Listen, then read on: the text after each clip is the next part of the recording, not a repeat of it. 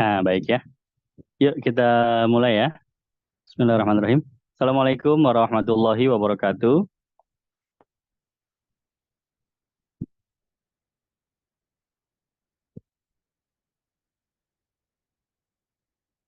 Bismillahirrahmanirrahim. Alhamdulillahirabbil alamin.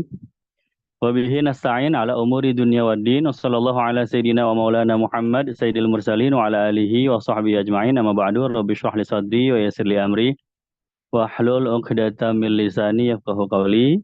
Alhamdulillah Bapak Ibu, teman-teman sekalian yang dirahmati Allah, kita bersyukur kepada Allah Subhanahu wa taala yang mana masih memberikan kita nikmat iman, Islam, sehat, afiat, panjang umur. Ya, mudah-mudahan eh, Allah tetapkan daripada nikmat-nikmat tersebut sampai dengan akhir ajal menjemput kita ya. Kita semua insya Allah mati dalam keadaan iman dan Islam.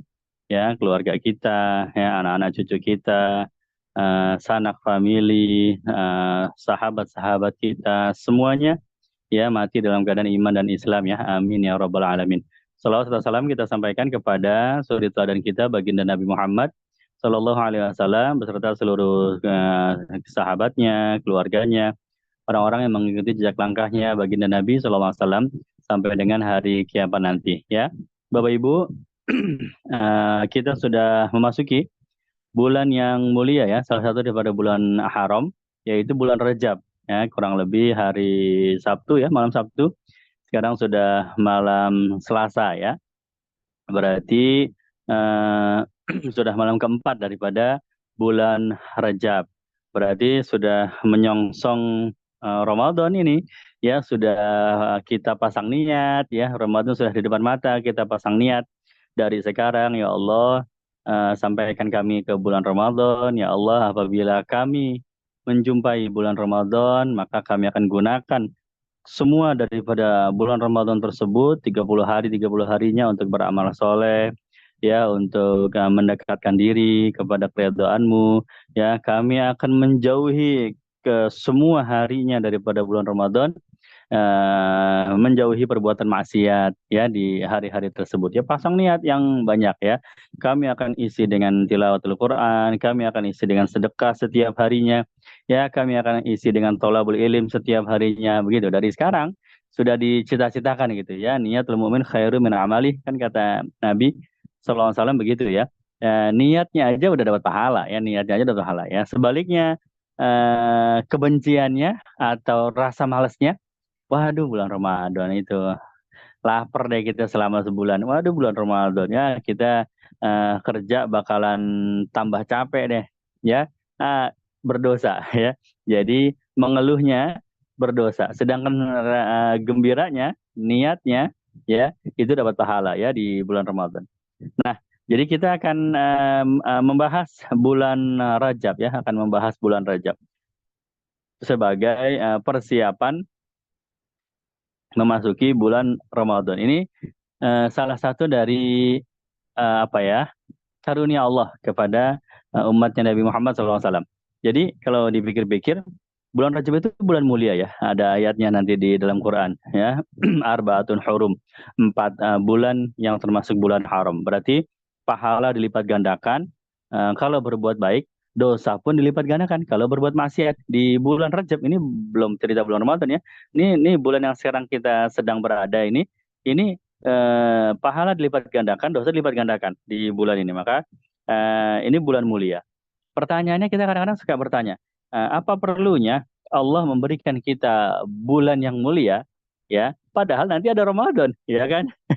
Padahal nanti ada Ramadan. Ramadan kan bulan mulia juga. Nanti aja ketemu Ramadan aja, kan begitu ya.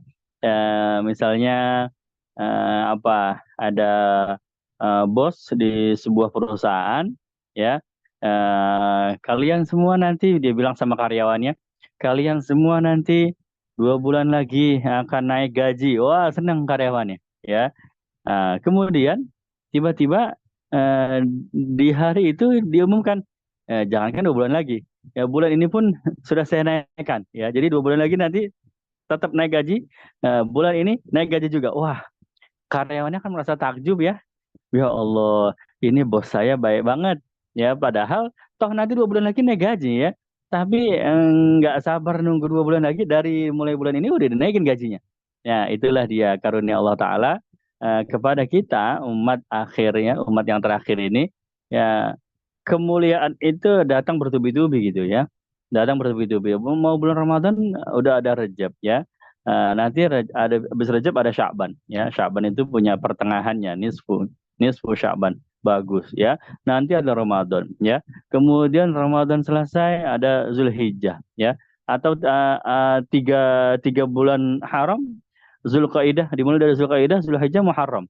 Itu juga sama, bulan yang dilipat gandakan. Jadi bertubi-tubi Allah kasih waktu-waktu mulia, bulan-bulan yang terhormat untuk kita gitu ya, semata-mata karena sayangnya sama kita. Ya, ditunggu-tunggu nih tobatnya, ditunggu-tunggu tobatnya kita ya, kemudian ibadah kita ditunggu-tunggu oleh Allah Taala gitu ya. Maka dipancing-pancing terus, ayo ibadah. Ini bulan ibadah kalian dilipat gandakan, ayo begitu ya. Tahu-tahu banyak aja kita yang malas kan, wah malas ya, nggak mau nambah ibadahnya. Ya udah nggak apa-apa. Ntar tapi Ramadan ya, ibadah ya ibadah gitu ya. Tahu-tahu Ramadan biasa-biasa aja, nggak apa-apa. Nanti ada bulan haram berikutnya. Nanti ada waktu fadilah berikutnya, masya Allah. Ya jadi kalau kita renungkan nggak ada habisnya gitu. Allah menunggu ya, menunggu apa, taubat kita, menunggu kedatangan kita menuju keridhaannya ya, memanggil-manggil kita begitu ya.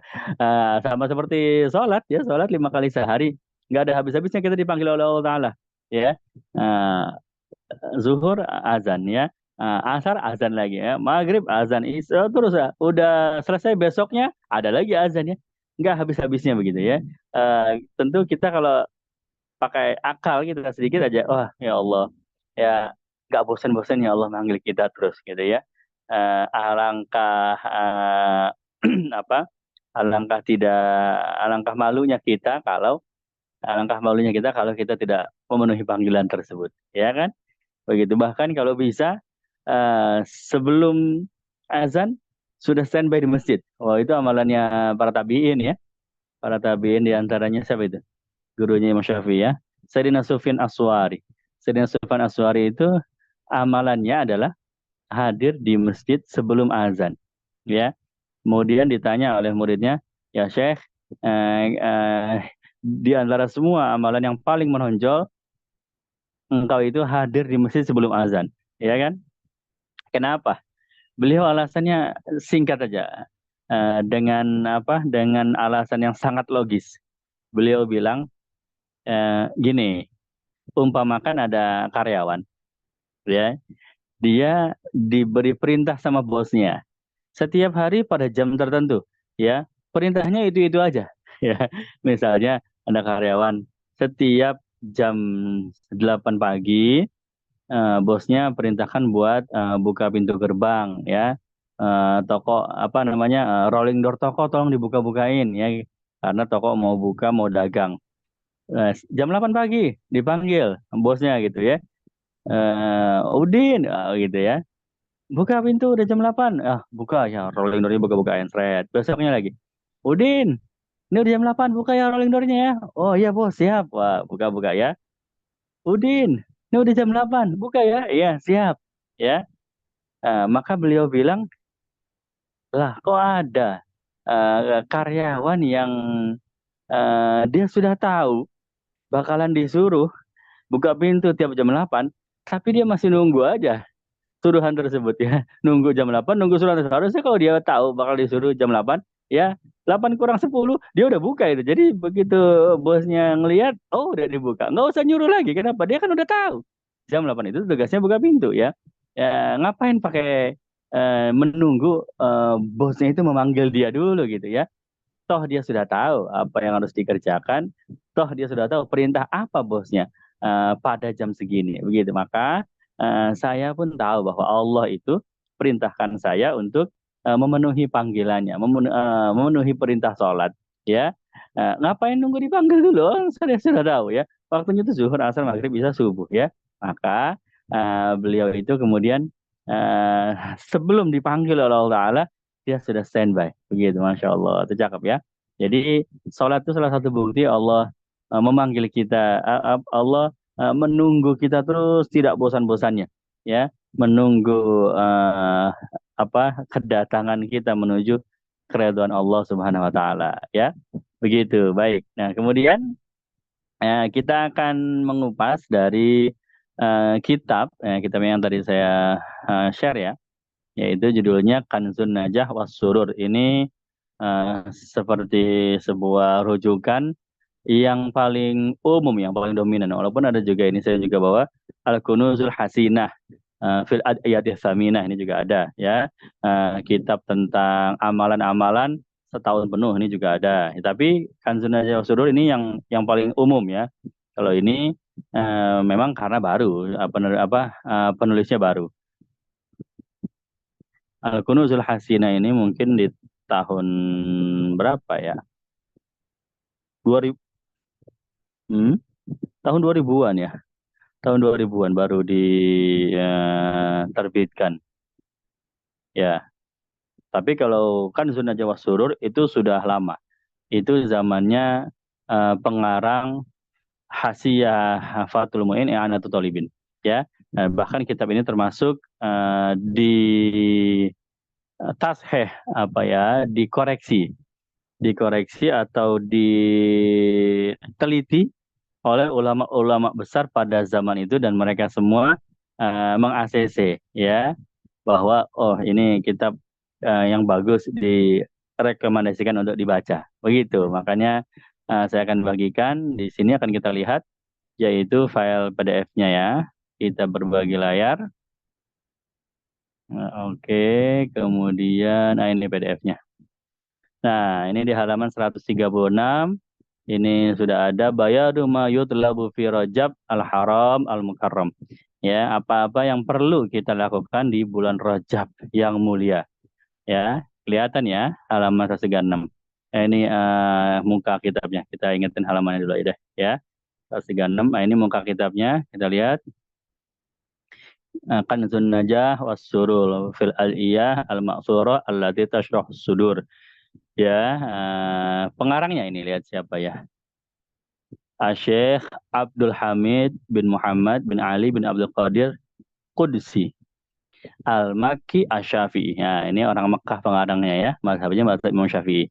Dan dia seorang mudarris, pengajar. Oh, dia mengajar di Masjid Haram ya, pada kisaran tahun 1277 Hijriah ya sampai dengan 1335. Tuh. Jadi seorang pengajar di Masjid Haram ya, dia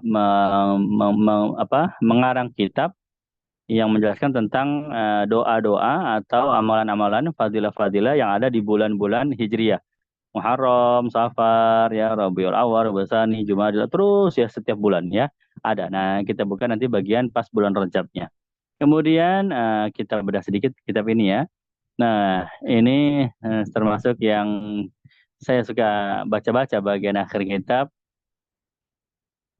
Siapa saja yang sudah meneliti kitab ini, kemudian merekomendasikan ya untuk dipelajari, untuk dibaca, untuk diamalkan, ya itu diantaranya itu ya Syekh Muhammad Said Babasil ya, kemudian ini mufti di kota Mekah ya, Syekh Muhammad Said ini. Kemudian Sayyid Hussein bin Muhammad Al-Habsyi, ini juga mufti sama. Berarti Said Hussein itu kakaknya Said Ali Habsyi ya di Yaman. Said Ali, ya ini Said Hussein. Kemudian Said Umar bin Muhammad Syatta, nah ini yang ngarang I'anatul Talibin. Tuh, ini ulama besar, ya ahli fikih. Ya top, ini salah satunya ini ya. Itu meneliti kitab ini dan merekomendasikan. Kemudian Said Muhammad bin Idris Al-Qadiri. Ya, ini juga ada. Kemudian juga di bawahnya Said Ahmad Al-Maghribi, Al-Imam Yusuf An-Nabhani. Oh, ini juga sama ulama top. Imam Yusuf An-Nabhani itu yang ngarang Afdhalus Sholawat ala Sayyidis Sadat ya. Ulama yang pakar sirah nabawiyah ya. Kemudian Syekh Umar Hamdan juga sama. Jadi ini insya Allah kitab yang isinya bagus, dapat dipertanggungjawabkan, dan keberkahannya banyak gitu. Dan memang saya pun mengambil kitab ini ya karena karena faktor-faktor tersebut ya, guru-guru kita mengajarkan kitab ini juga gitu. Baik, tadi halaman 136 ya untuk bulan Rajab.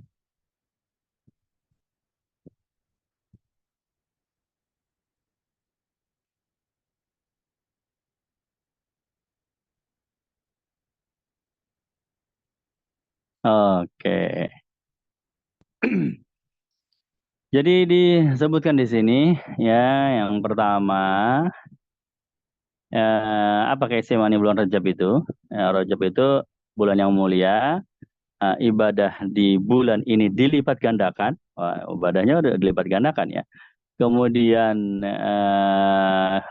khususnya apabila kita ingin memperbanyak puasa maupun istighfar. Berarti puasa sunnah ya, maupun istighfar. Ya, kemudian memperbanyak taubat. Ya, kemudian mengingat daripada kesalahan-kesalahan kita. Ya, kemudian eh, terkhusus lagi itu di malam pertamanya.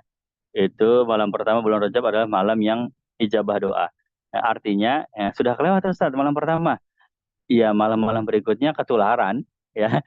Artinya walaupun bukan malam yang paling mustajab, tapi tetap ketularan ijabahnya gitu. Mustajab juga gitu. Walaupun tidak se malam pertama the bestnya ya gitu. Tapi tetap kita jangan ketinggalan, jangan kehilangan malam-malam berikutnya. Nah, ini berdasarkan hadis dari Rasulullah SAW. Ini ada takliknya, ini catatan kakinya. Wah, ini salah satu yang enaknya ini di kitab ini ya. Hadisnya itu disebutkan dalam Al-Jami'ul Kabir Imam Suyuti ya. Khamsun layalin la turaddu fihinna da'wa awal wa lailah min Rajab wa lailah nisfi min Sya'ban wa lailah Jum'ah wa lailah Fitr wa lailah Nahar. Ada lima malam kata Rasulullah SAW ya yang tidak akan ditolak doa apabila kita berdoa di dalamnya, yaitu malam pertama bulan Rajab, malam pertengahan bulan Sya'ban ya, malam ke-15 bulan Sya'ban, kemudian malam Jumat. Setiap malam Jumat tuh terulang terus malam Jumat, nanti malam Jumat ada lagi, terulang lagi pekan berikutnya. Masya Allah ya, dermawan banget ya Allah Ta'ala ya, mengulang terus. Kemudian malam Idul Fitri dan malam Idul Adha. Gitu. Jadi itu malam-malam yang doa kita diijabah ya. Jadi malam Idul Fitri jangan ke Monas ya, lihat pesta kembang api, atau ke Ancol lihat konser. Jangan, doa, perbanyak doa, takbiran di masjid maupun di rumah ya, minta kepada Allah begitu. Kemudian berikutnya ini dalilnya dari Quran. Inna iddatash syuhuri indallah isna asyara syahran fi kitabillah yauma khalaqas samawati wal arda minha arba'atun hurum ya.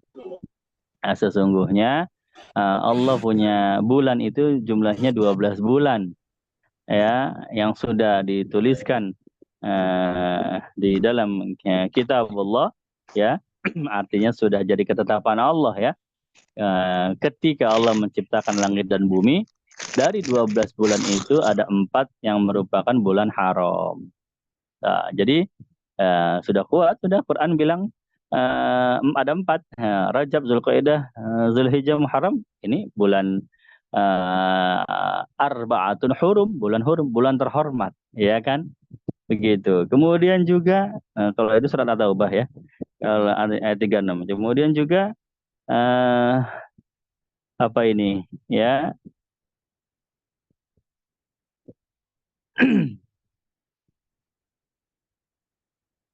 Oh ini eh, nah, langsung ke bawah lagi ya. Dalilnya daripada kemuliaan kemuliaan bulan Rajab lagi. Qala Nabi sallallahu alaihi wasallam. Ini rawahu siapa ini? Imam Suyuti dalam kitab Al-Jami' Al-Kabir. Hadisnya itu eh, ada dari Al-Jami' Al-Kabir. Ya. Apa kata Rasulullah sallallahu alaihi wasallam? Rajab itu adalah bulannya Allah. Sya'ban bulannya aku. Ramadan bulan umatku. Ya. Maka ulama menafsirkan hadis tersebut, memaknai hadis tersebut. Apa maksudnya? Rajab bulannya Allah, yaitu bulan di mana kita banyak istighfar kepada Allah, ya artinya kita kembali kepada Allah dengan banyak istighfar, banyak taubat. Kalau Sya'ban bulannya Nabi Muhammad, ya kata Nabi, Sya'ban syahri. Apa maksudnya? Di bulan Sya'ban kita perbanyak sholawat kepada Nabi Muhammad, ya. Ya, kalau Ramadan bulan umatku, apa artinya? Di bulan Ramadan kita perbanyak baca Quran karena Al-Quran yang diturunkan kepada umat Nabi Muhammad Sallallahu Alaihi Wasallam. Begitu, ya. Ini amalan-amalan dalil-dalil menunjukkan kemuliaan bulan Rajab. Baik, kemudian berikutnya lagi.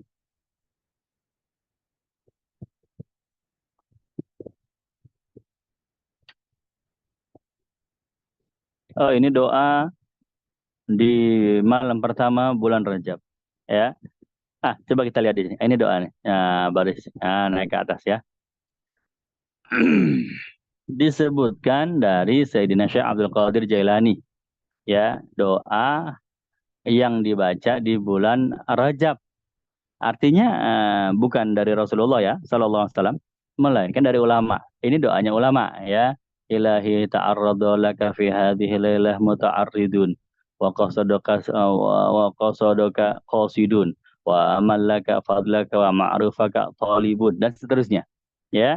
Ini menarik, ini perlu dikupas sedikit, bahwa eh, bagaimana kedudukannya berdoa dengan doa dari para ulama, ya. Boleh atau tidak begitu? Pertanyaannya begitu, ya. Ini sedangkan di sisi lain doa-doa di dalam Al-Quran itu banyak, doa dalam Al-Qurannya Rabbana atina fid dunya hasanah. Atau doa-doa di dalam hadis juga banyak. Jadi Quran memuat doa-doa banyak, hadis juga memuat doa-doa banyak, ya. Apa perlunya lagi kita berdoa dengan redaksi yang datang dari ulama, begitu? Atau jangan-jangan nggak boleh kita doa, nambah-nambah doa yang bukan dari Quran, bukan dari hadisnya. Jangan-jangan kita pernah dengar, ya, pernah dengar pendapat seperti itu. Nah, ini juga ternyata dibahas di kitab ini, walaupun di mukadimahnya, ya. Di mukadimahnya, di bagian paling atas pembukaan dari kitab ini, ya, disebutkan bahwa ulama yang mengambil pendapat bolehnya berdoa dengan redaksi dari selain Quran dan selain hadis, ya. Kenapa? Karena di zaman dulu juga Rasulullah SAW itu juga banyak mendengar sahabat berdoa dengan redaksi para sahabat sendiri, gitu. Jadi nggak diajarin sama Rasulullah redaksi doa seperti itu. Mereka baca dan Nabi nggak menyalahkan. Bahkan Nabi terkadang memuji, ya. Itu diantaranya.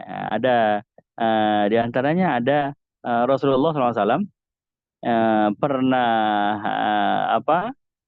mendengar seseorang. Di situ ada sahabat Sayyidina Abdullah bin Buraidah, ya. Abdullah bin Buraidah bersama Nabi, ya. Kemudian mendengar orang doa. Orang Arab zaman dulu doanya ada yang kenceng, ya, sampai kedengeran, berarti kan, sampai kedengeran orang yang di dekatnya. Apa ini orang ini doanya? Allahumma inni as'aluka bi annaka antallah la ilaha illa anta al-wahidul ahadul somad alladzi lam yalid wa lam yulad wa lam yakul lahu kufuwan ahad. Ya, begitu. Dia doa, ya, dia memuji Allah, bahkan dia mengambil daripada ayat-ayat Quran yang terkait tentang sifat-sifat Allah, ya, itu ayat-ayat akhir daripada Qul huwallahu ahad, ya. Ya Allah, aku mohon kepadamu, ini orang yang didengar oleh Nabi ini, ya. Aku mohon kepadamu, ini as'aluka bi annaka anta Allah la ilaha illa anta, karena engkau adalah Allah dan tidak ada Tuhan selain engkau, ya. Engkau yang Maha Esa, ya, Al-Wahid, Al-Ahad, As-Somad, ya. Ya, engkau tempat bergantung semua makhluk, ya. Engkau yang tidak beranak dan tidak diperanakan, lam yalid wa lam yulad, dan tidak ada satupun yang bisa menandingi engkau, walam yakul lahu kufuwan ahad. Begitu. Nah, Nabi bilang nih sama Sayyidina Abdullah, sahabat yang di sampingnya, Itu orang lagi doa kepada Allah dengan Ismul A'zam, ya. Jadi dalam kalimat itu ada Ismul A'zam.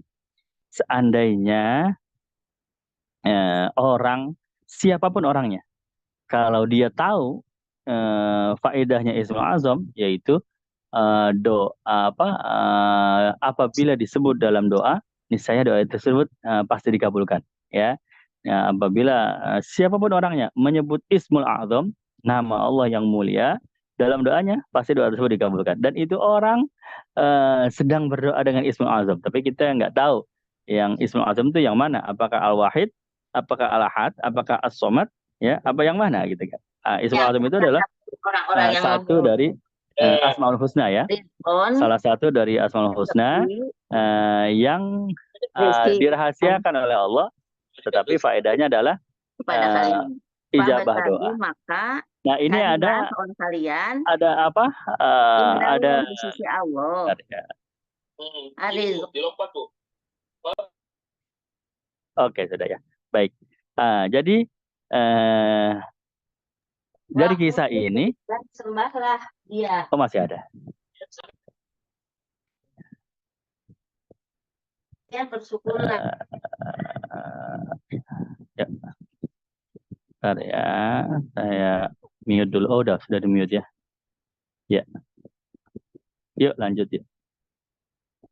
Oh, hilang jadi berbaginya ya. Anda jadi host, mungkin? Oh iya, gimana caranya? Pak Catur nggak bilang Pak Catur nih. Sudah saya jadikan host. Siap. Baik. Nah, jadi, sebelum balik lagi ke PDF ya, itu artinya Nabi mendengar orang lain, ya, sahabat berdoa dengan redaksi bukan dari Quran, bukan dari hadis, ya kan? Tidak pernah diajarkan sebelumnya oleh Rasulullah, tapi Nabi membenarkan, bahkan Nabi memuji. Itu ada Ismul Azam itu dalam kalimat itu, ya. Seandainya orang itu berdoa dengan Ismul Azam, niscaya dikabulkan doanya. Nah, maka termasuk Imam Nawawi yang mengarang Al-Azkar, ya, mengarang Al-Arba'in juga, mengarang Syarah Sahih Muslim juga. Itu mengambil dalil ini untuk menunjukkan bolehnya berdoa dengan redaksi dari para ulama, ya, begitu.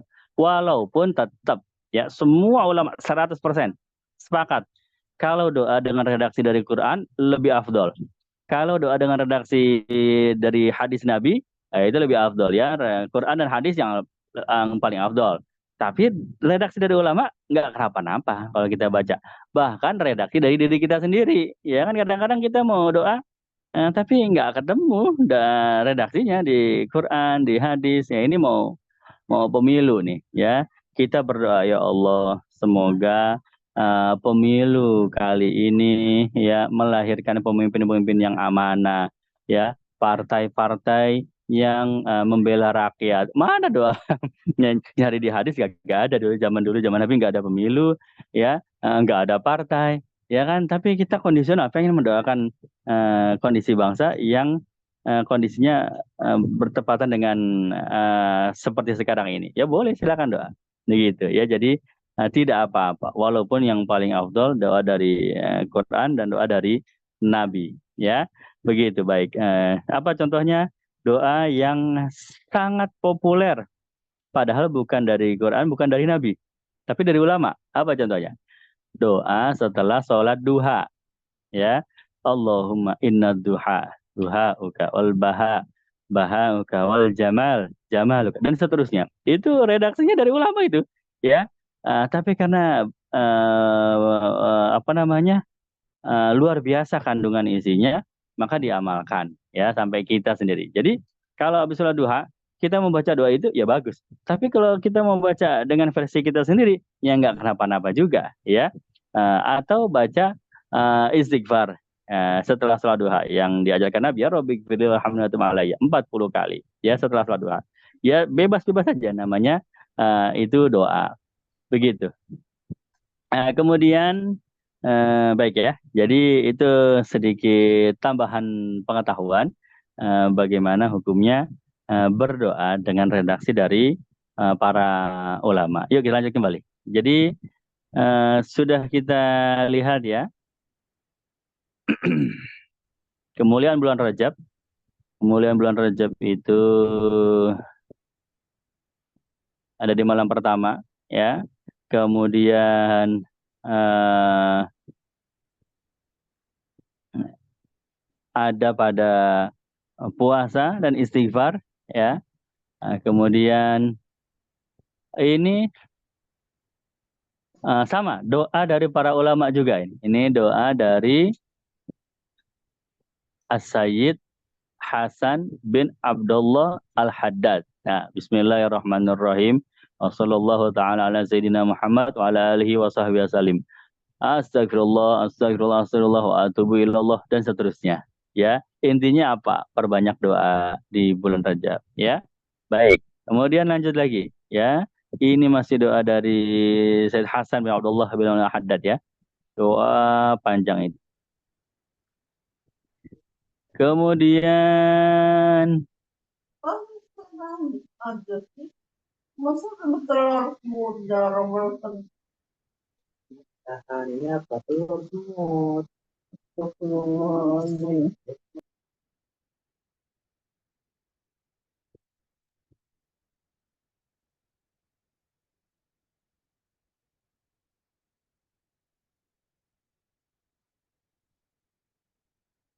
nah, ini ada peringatannya ya. Nah, ini ada peringatannya. Tanbih, peringatan. Yaitu tentang sholat yang disebut sholat rogoib. Ya, ada kami melihat, kata pengarang kitab ini, ada sebagian daripada saudara-saudara kita yang melakukan sholat namanya sholat sunnah rogoib antara maghrib sampai isya di malam Jumat bulan Rajab. Ya, malam Jumat pertama. Maka kami telah meneliti, ada nggak ini dalilnya? Ada nggak contohnya dari Nabi? Nah, kan ini hubungannya dengan sholat sunnah. Ada namanya lagi, sholat sunnah rogoib. Kalau hubungannya dengan doa, nah dia sportif ya. Ambil dari ulama nggak kenapa-napa karena perintahnya ud'uni astajib lakum ya. Perintahnya umum. Silakan berdoa kepadaku sebanyak-banyaknya kata Allah, aku akan mengabulkan doa kalian. Tapi ketika hubungannya dengan sholat, Sallu kama ra'aitumuni usolli, kalian itu sholat yang aku contohkan, jangan membuat sholat-sholat yang baru begitu. Maka pengarang kitab ini dia mencari daripada contoh dari Rasulullah SAW, hadis dari Nabi, ternyata nggak ketemu. Maka beliau mengatakan ini tidak perlu dikerjakan, yaitu sholat 12 rakaat pada malam Jumat di bulan Rajab dengan niat sholat sunnah rogoib. Begitu. Ya. Jadi karena tidak ada dalilnya. Jadi ini bagus sekali. Bagaimana beliau itu bisa memilah-milah dengan ilmunya bahwa ada yang meskipun tidak dari Nabi, tapi ya boleh dikerjakan karena perintahnya umum. Ada yang kalau karena tidak ada dari Nabi ya nggak boleh, karena perintahnya khusus, harus betul-betul dari Nabi, nggak boleh mengada-ngadakan sesuatu yang baru, ya begitu, yaitu sholat, ya. Sehingga meskipun demikian, beliau juga punya solusi, ya. Kalau kalian ingin mengamalkan sholat sunnah antara maghrib dengan isya, ya sholat sunnah kan banyak antara maghrib dan isya. Ada sholat sunnah tasbih, ada sholat sunnah awabin. Awabin itu 6 rakaat setelah maghrib ya. Ada sholat sunnah ba'diyah maghrib. Ada sholat sunnah mutlak. Sholat sunnah mutlak apalagi bebas. Mau berapa rakaat aja boleh, ya kan? Dan waktunya antara maghrib dengan isya itu bukan waktu yang diharamkan sholat sunnah. Jadi ya bebas. Ya. Artinya kalau kalian mau sholat, ya mau mengisi bulan Rajab ini dengan sholat, ya sholat aja itu dengan sholat-sholat sunnah yang diajarkan Rasulullah. Waktunya Ya, silakan mau habis maghrib sampai isya boleh, mau tengah malam boleh jadi tahajud dan sebagainya. Ya, itu yang disampaikan oleh pengarang kitab ini. Ya, baik. Kemudian juga ada ini dari ulama atau dari sebentar ya, saya cek dulu.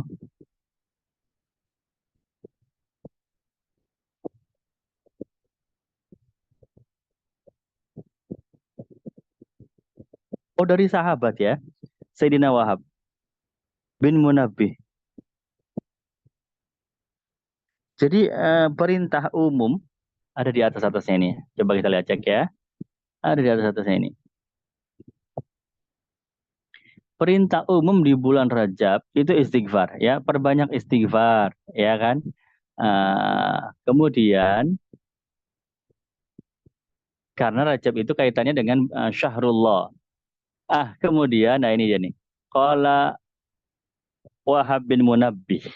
Ya, ini Sayyidina Wahab bin Munabbih ini yang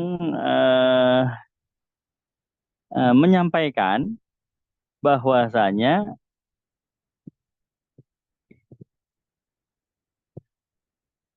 qara'tu fi kitabillah.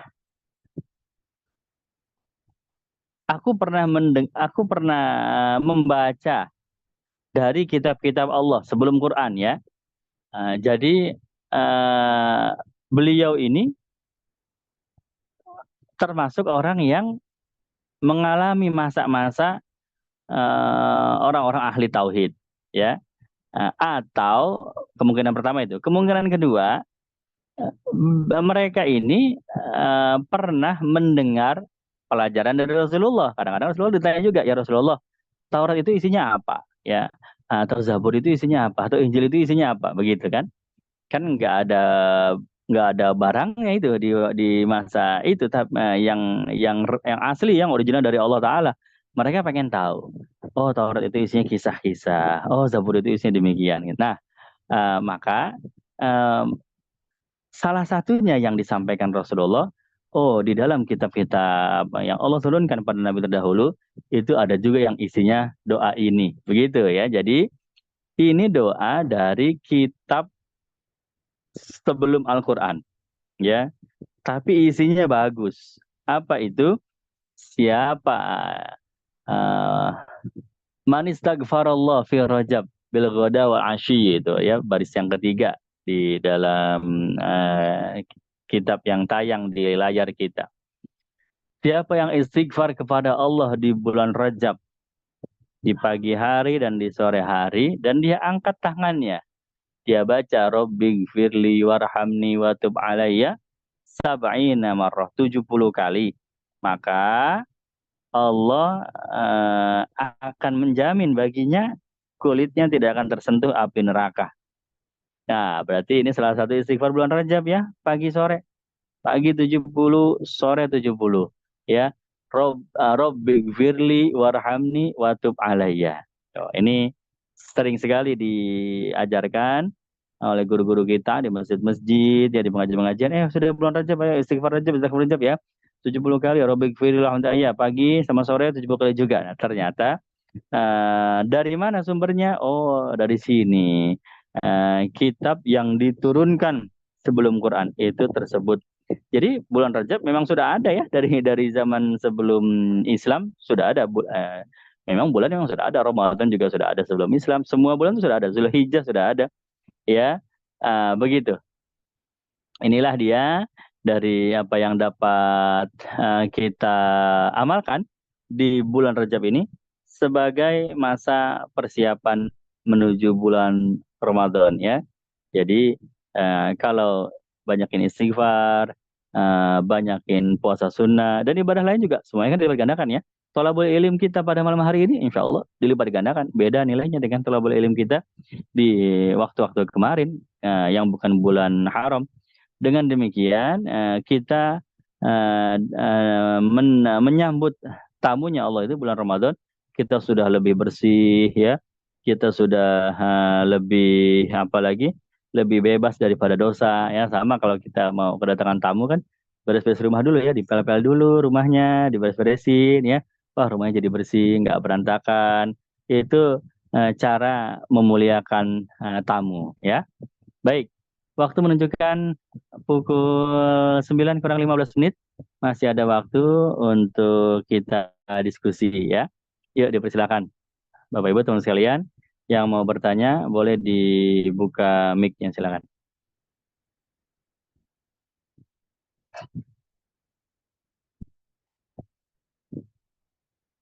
Oke.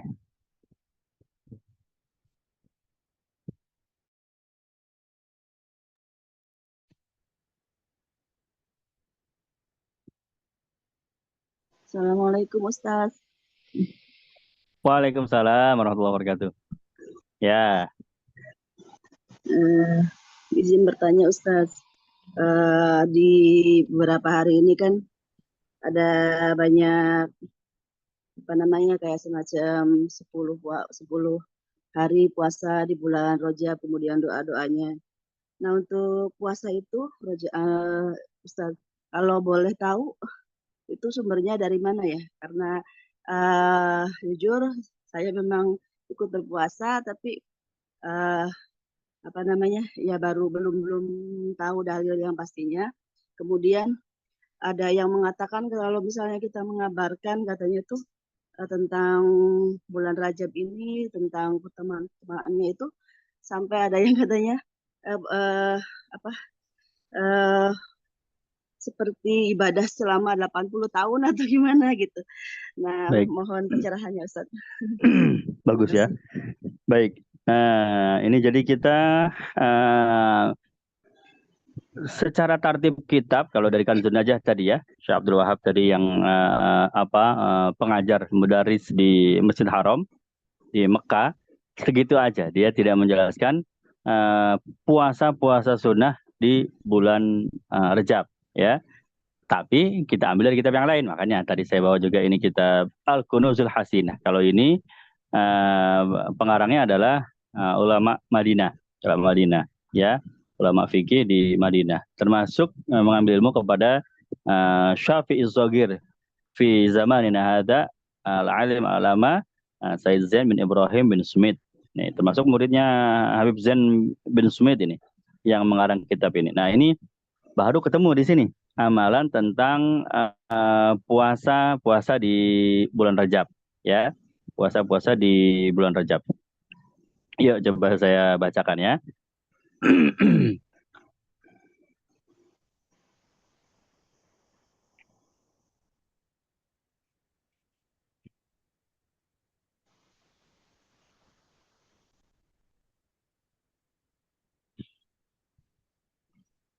Yang pertama itu hadis ya dari Rasulullah SAW, yaitu puasa pada malam pertama bulan Rajab. Ya, tekstual hadisnya, rawahunya dulu. Rawahunya Imam Hilal. Sanadnya doib. Ya, yaitu puasa hari pertama di bulan Rajab menghapuskan dosa salah sesinin 3 tahun. Kemudian puasa di hari kedua di bulan Rajab menghapuskan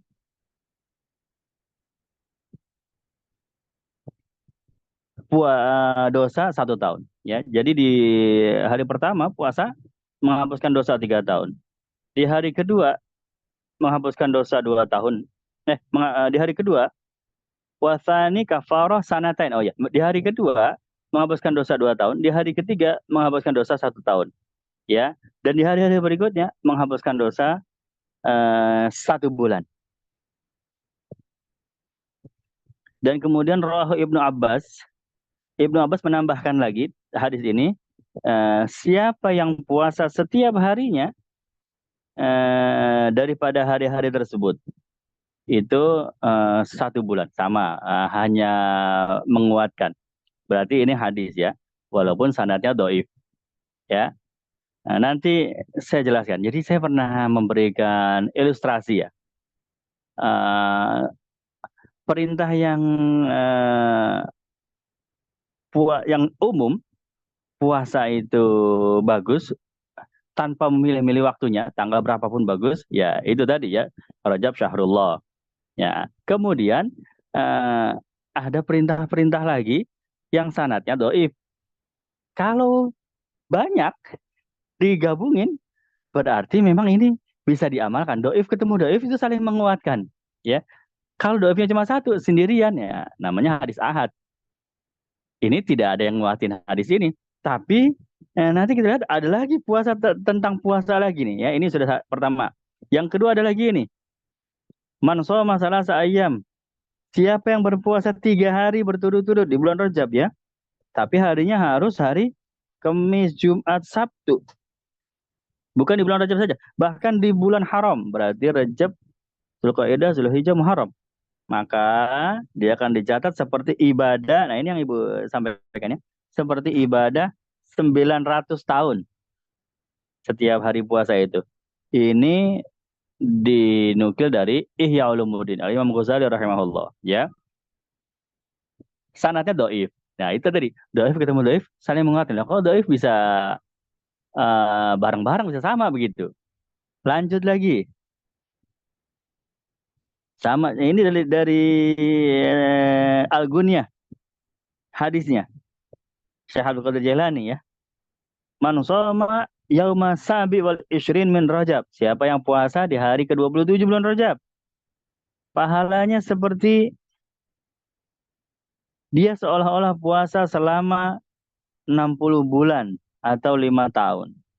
Ya, dalam riwayat lain, hadis juga ya. Siapa yang berpuasa pada 27 Rajab hari Isra Mi'raj ya. Dia seperti pahala orang yang puasa dan tahajud 100 tahun. Ya, sanadnya doif juga sama. Lagi, ini akhrajahu al-Khatib. Oh, ini hadisnya tidak doif ya. Karena al-Khatib itu hasan, bahkan dia punya mustadrak yang sahih.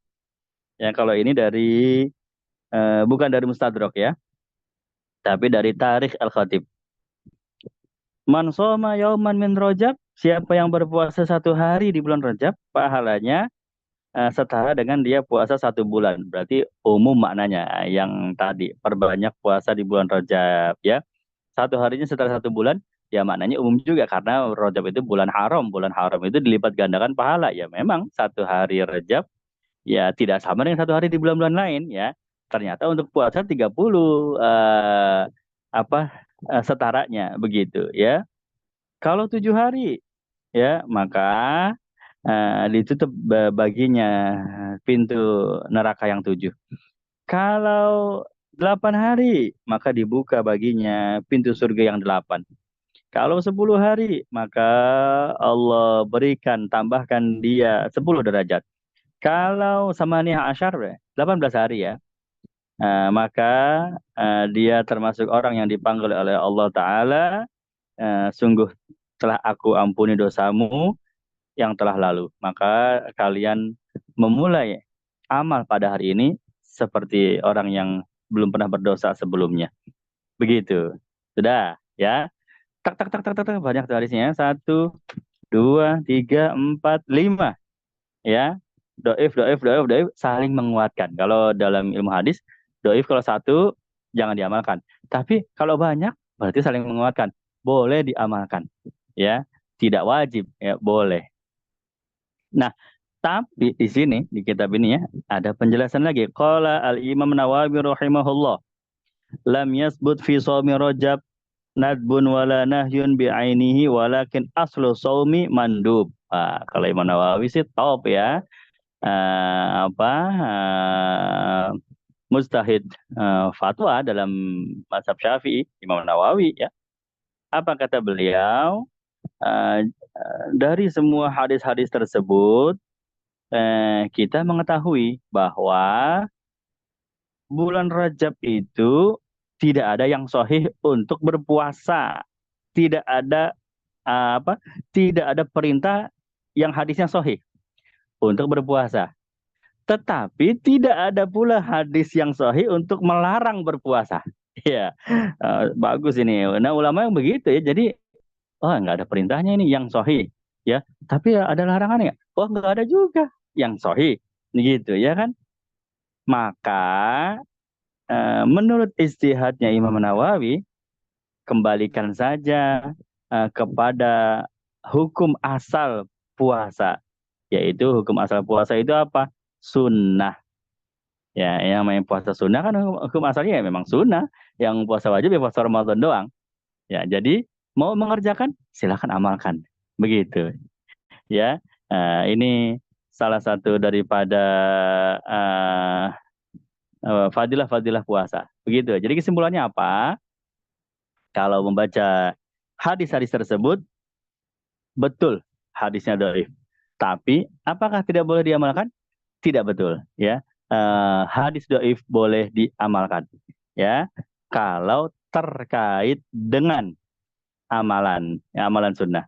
Kalau terkait dengan akidah, terkait dengan hukum, ya syariat, pakai yang sahih, ya, begitu. Kalau terkait dengan amalan-amalan, yang mana seandainya hadis itu tidak ada pun, toh amalan itu secara umum memang ada perintahnya dalam Quran. Ya kayak Imam Nawawi tadi lah. Jadi memang nggak ada yang sahih tentang hadis apa puasa-puasa di bulan Rajab. Tapi hukum asalnya puasa sunnah kan sunnah. Ya kerjain aja begitu. Imam Nawawi itu top banget ya, pinter banget ya, mengambil kesimpulan itu bijaksana sekali gitu ya. Kalau memang nggak ada yang sahih, ya udah kita nggak usah puasa lah. Akhirnya jadi kehilangan fadilah dong, kan begitu ya. Jadi boleh dikerjakan. Nah, analoginya, saya pernah menggunakan analogi yang apa? Yang dipakai pakem oleh para ulama. Ulama itu mengatakan hadis sahih, hadis doif ya. Hadis doif lebih aku sukai ya daripada kalamnya ulama. Karena kalau kalam ulama itu udah pasti bukan dari Nabi. Nggak ada kemungkinan 10% pun itu ada kemungkinan dari Nabi. Namanya kalam ulama. Ya ulama berkata, Imam Syafi'i berkata, Imam Nawawi berkata, atau siapa lagi, Imam Malik berkata, Imam Bukhari berkata, ya maksudnya nasihat-nasihatnya ya. Ya apalagi Imam Abu Hanifah berkata, nasihat-nasihat ulama semuanya. Ya, ya namanya nasihat dari ulama, bukan nggak ada kemungkinan itu nasihat dari Nabi ya. Redaksinya kan redaksi ulama ya. Mungkin hikmahnya sama dari Nabi, tapi redaksinya kan dari ulama. Tapi kalau hadis dhaif masih ada kemungkinan itu dari Nabi. Cuma jalurnya ini, yang menyampaikannya ini, yang punya catatan kekurangan, ya begitu. Contoh, saya mindah-mindahin bohlam, ya dari rumah lama ke rumah baru, ya saya punya rumah baru, bohlamnya ada 10 biji. Daripada saya beli, mendingan di rumah lama tuh nggak kepake bola lampunya ya. Saya copot-copotin dari rumah yang lama, saya pindahin ke rumah baru ya. Tapi masalahnya bohlam yang di rumah lama nggak hidup semua, ada yang mati, ada yang hidup. Ya, saya butuh 10 nih, saya cek. Wah, ternyata dicek satu-satu. Wah, ternyata yang hidup 7, yang mati 3, ya. Yang hidup 7, yang mati 3. Wah, ini udah pasti mati nih. Wah, ini masih hidup nih, 7, sayang nih. Ini mau saya pakai ya. Maka saya tandain, saya ambil spidol, saya tandain bohlamnya itu. Nyala, ya, saya tulisin nyala, ya. Nyala, nyala, nyala 7 kali, ya. Ini namanya menandai lampu yang pasti nyala. Ya, kalau ibarat hadis, ini hadis yang pasti dari Nabi, hadis sahih, ya gitu. Yang tidak saya tandai itu sudah pasti mati, ya nggak saya tulis mati, orang udah mati ngapain ditulis ya kan? Nah, itu namanya hadis maudhu, sudah pasti bukan dari Nabi, hadis palsu, ya kan? Jadi ada yang sahih, ada yang maudhu, ada yang pasti dari Nabi, ada yang pasti bukan dari Nabi, yaitu hadis palsu.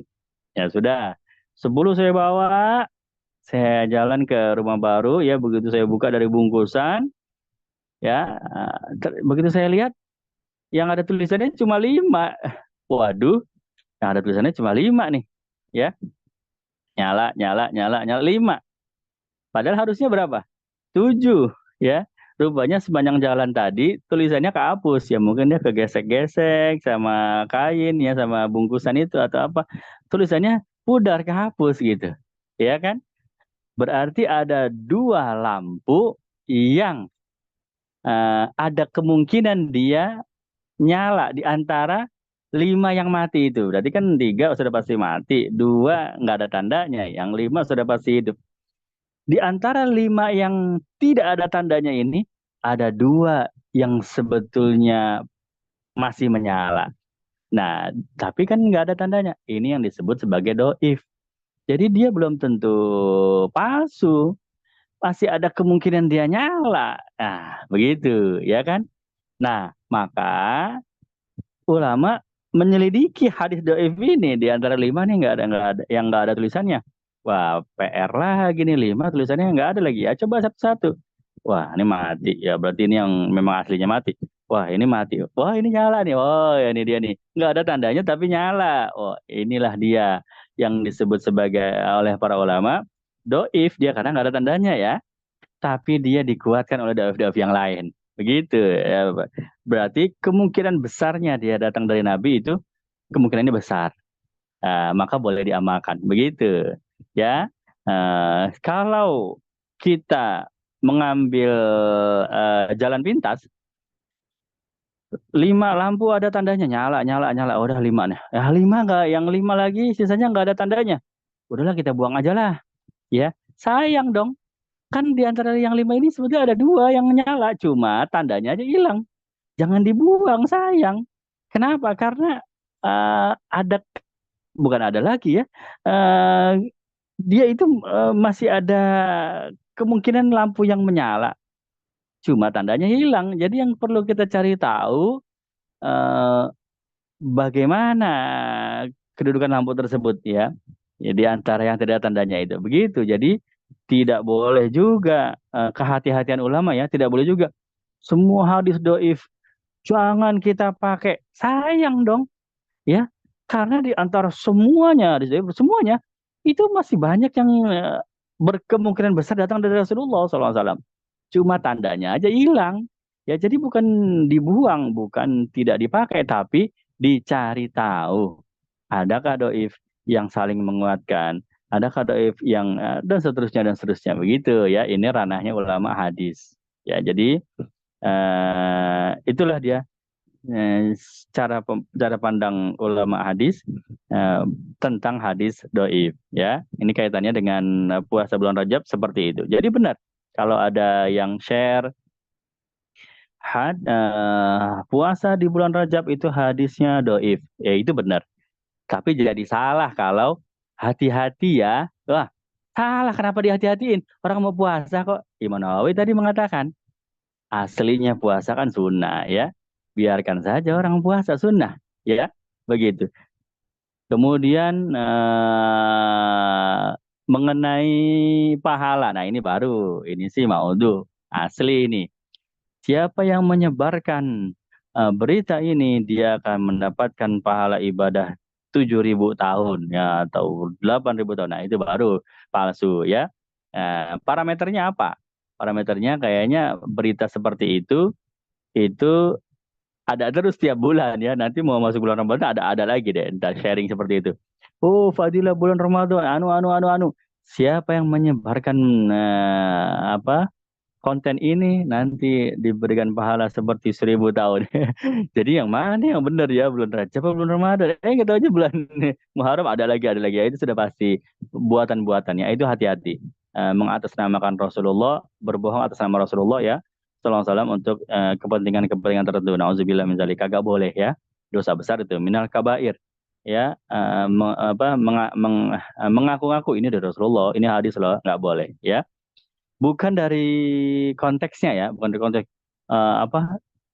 pahalanya besar seperti ibadah 100 tahun. Enak banget. Sebetulnya kalau dari konteks itu masuk akal aja, ya. Cuma memang nggak ada hadisnya begitu. Kalau dari konteks ibadah yang ringan tapi diberi pahala besar oleh Allah, itu mungkin-mungkin aja. Kenapa? Karena Allah itu Tuhan yang teramat sangat dermawan, ya. Dan Allah membalas bukan dari sudut pandang kita yang melakukan, tapi dari sudut pandang Allah yang memberi balasan. Kalau dari kita mah ibadah nggak ada yang cocok dikasih pahala, ya kan? Puasa kagak ikhlas, ya kan? Sholat kagak khusyuk, baca Quran kagak ngerti artinya. Kayaknya ibadah kita nggak ada yang pantas dikasih pahala, ya.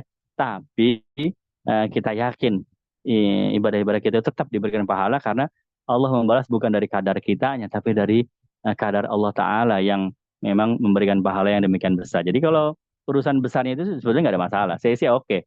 Ya, cuma memang itu palsu, ya. Hadis-hadis lain banyak. Lailatul Qadar seperti 1.000 bulan itu bahkan keutamaannya dari Quran, ya kan. Oh, enak banget. Jangan bilang enak banget. Memang itu kedermawanan Allah Ta'ala, ya. Saya jadi ingat soalnya cerita ini. Ada orang dia non Muslim. Sudah tua, udah umur 70. Ini guru saya yang cerita, ya. Sudah umur tua lah, mungkin 70, mungkin atau 60 ke atas, ya.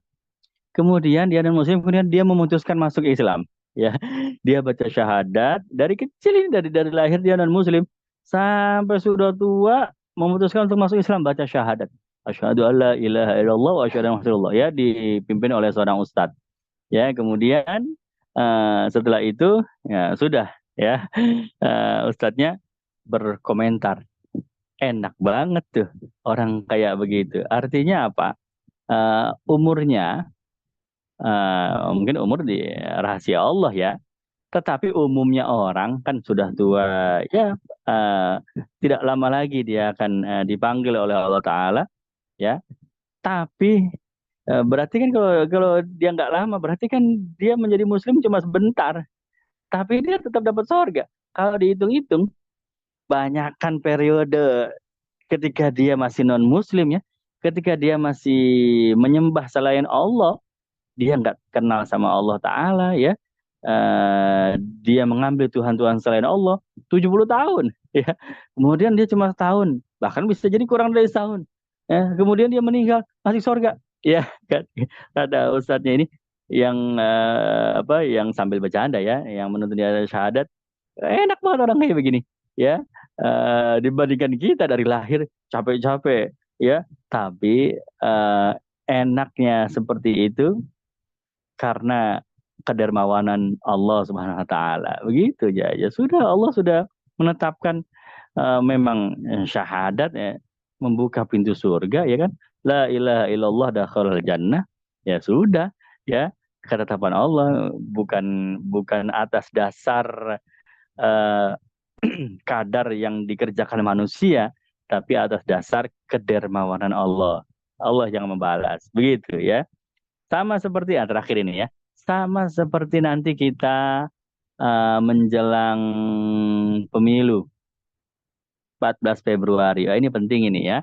Menjelang pemilu ada ibadah yang kita kerjakan 5 menit, tapi pahalanya seperti usaha ikhtiar kita selama 5 tahun. Ya, padahal cuma 5 menit kita ngerjainnya, tapi setara seperti 5 tahun. Ada triknya ini, ya. Bagaimana caranya? Ketika kita masuk ke kotak pemilihan suara, buka, ya, pilih presiden, pilih DPR, DPRD, ya, kita niatkan pada Allah, ya. Ini kan maslahat umat, ya. Maslahat umat itu berarti bagian dari agama, kan. Orang yang tidak peduli dengan keadaan, dengan hal-hal yang terkait dengan umat, maka dia bukan bagian dari umat, kan, kata Nabi begitu. Berarti siapa pemimpin kita, siapa wakil rakyat kita, itu kan bagian dari kepedulian kita, wajib kita peduli.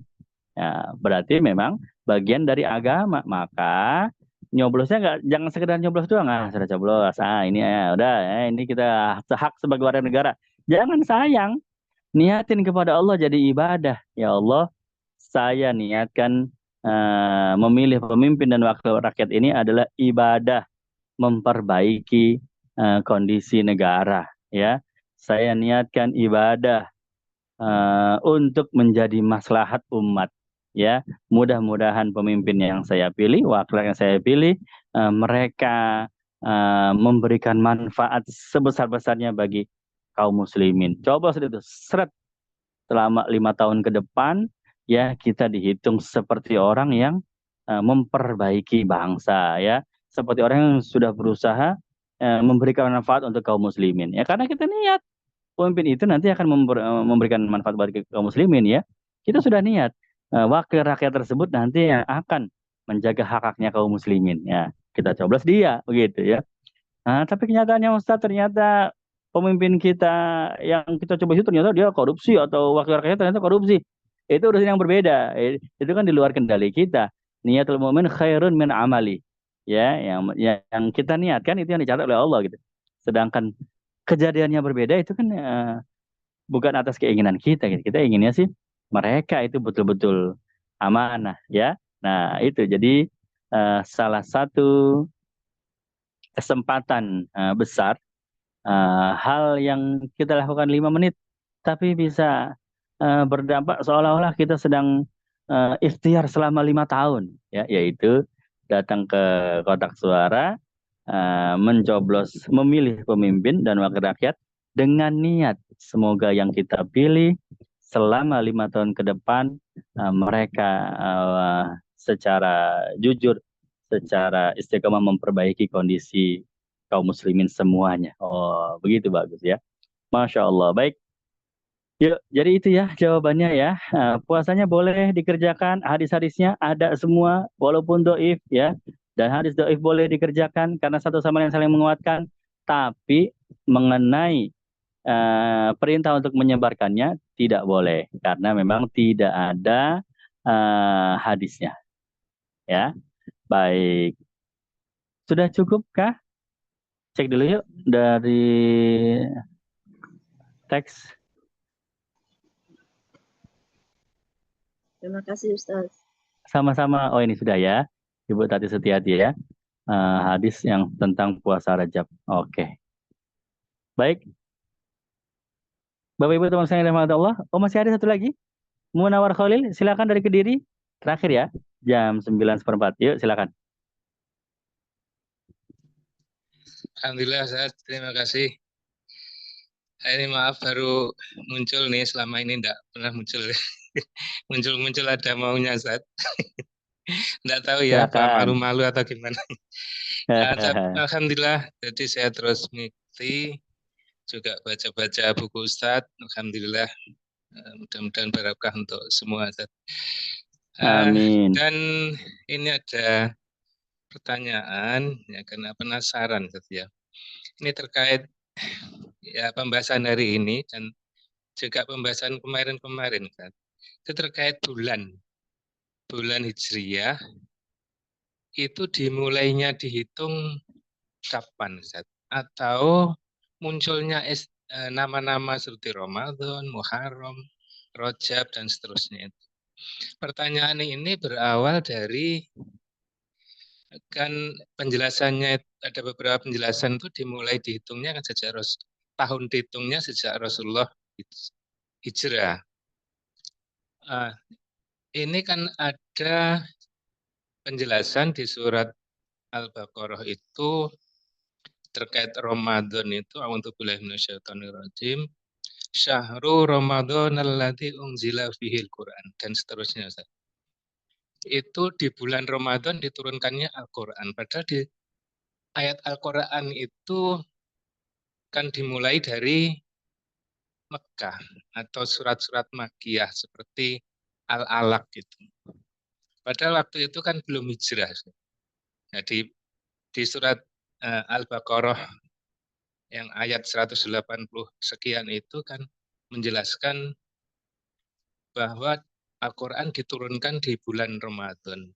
Ini Ustaz yang saya terus penasaran, Ustaz. Minta penjelasan. Terima kasih, Ustaz.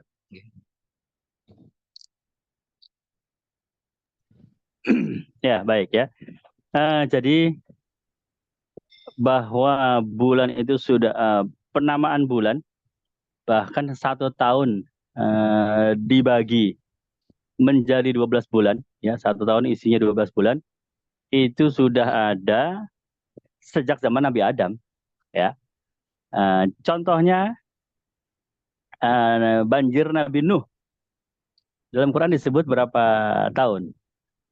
Al-Fasanah 1000 tahun dikurangi 50, 950 dalam kondisi dakwah kepada kaumnya, 50 dalam kondisi damai. Artinya setelah banjir masih ada 50 tahun lagi tuh Nabi Nuh hidup. Ya, dan orang-orang yang musyrik itu sudah nggak ada, tenggelam.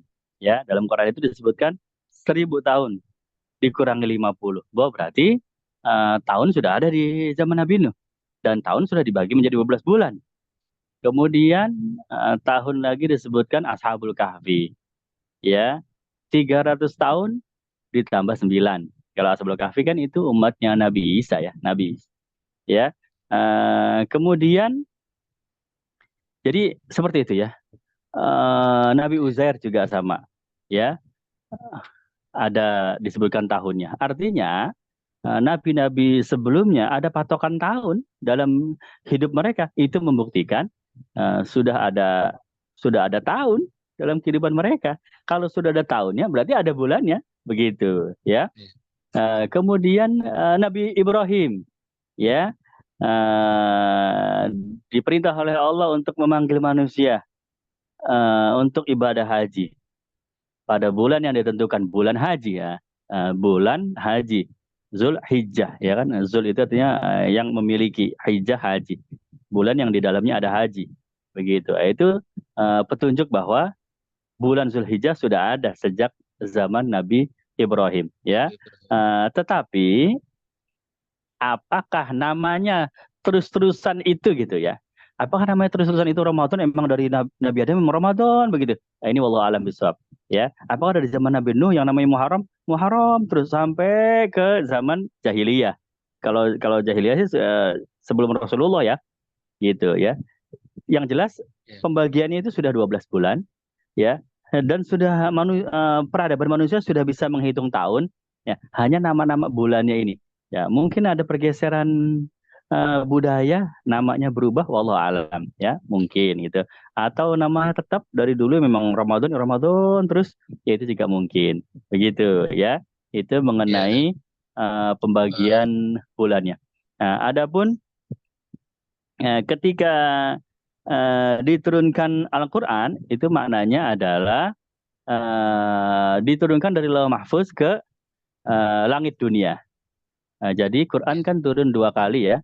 Turun yang plak-tiplak ya, apa itu artinya, berupa mushaf, tapi para malaikat yang bisa lihat, manusia nggak bisa lihat ya.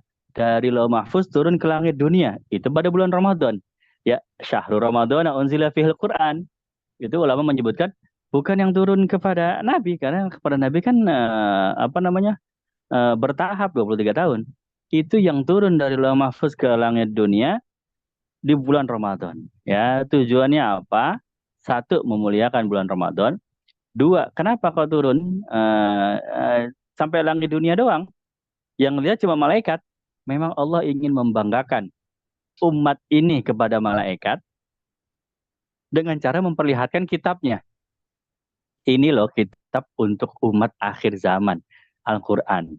Ya, malaikat terkagum-kagum melihat kitab Quran yang nanti akan turun. Betapa beruntungnya ini umat terakhir, mereka dapat Quran yang begitu mulia. Malaikat melihat dengan mata kepala sendiri ya. Nah, dari langit dunia itulah dibawa malaikat Jibril kepada Rasulullah SAW sesuai dengan perintah Allah secara bertahap. Turun pertama Al-Alaq dulu, kemudian Al-Qalam, kemudian Fatihah, kemudian Al-Mudassir, Al-Muzammil.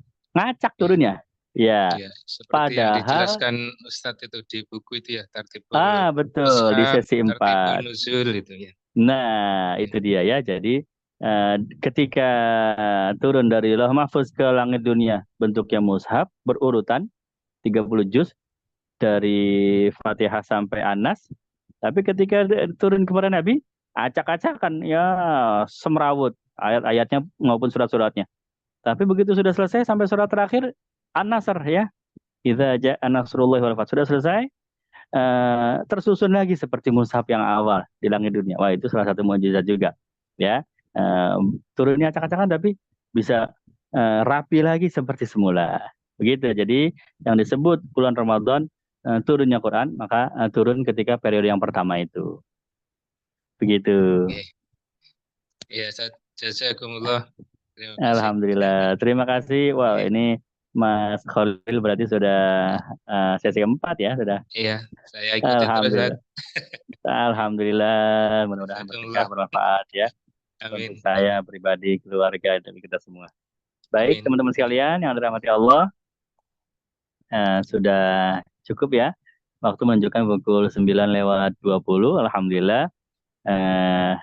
Terakhir, yaitu doa yang ada hadisnya. Kalau ini doa ya, Allahumma barik lana fi Rajab wa Sya'ban wa balighna Ramadan. Itu kita perbanyak.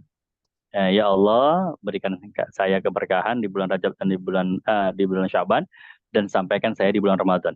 Termasuk ekspresi kita nunggu bulan Ramadan, begitu kan? Nah, itu kita perbanyak di bulan ini.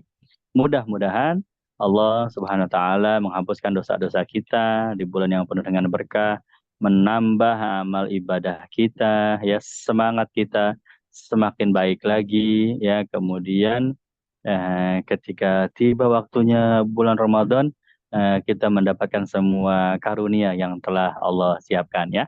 Amin ya rabbal alamin. Kita tutup bersama-sama dengan membaca doa penutup majelis. Subhanakallahumma bihamdika asyhadu an la ilaha illa anta astaghfiruka wa atubu ilaik. Terima kasih teman-teman semua, ada 99 peserta alhamdulillah. Ya, sampai jumpa pada pekan yang akan datang. Assalamualaikum warahmatullahi wabarakatuh. Waalaikumsalam warahmatullahi wabarakatuh. Terima kasih nih buat orang Pontianak nih.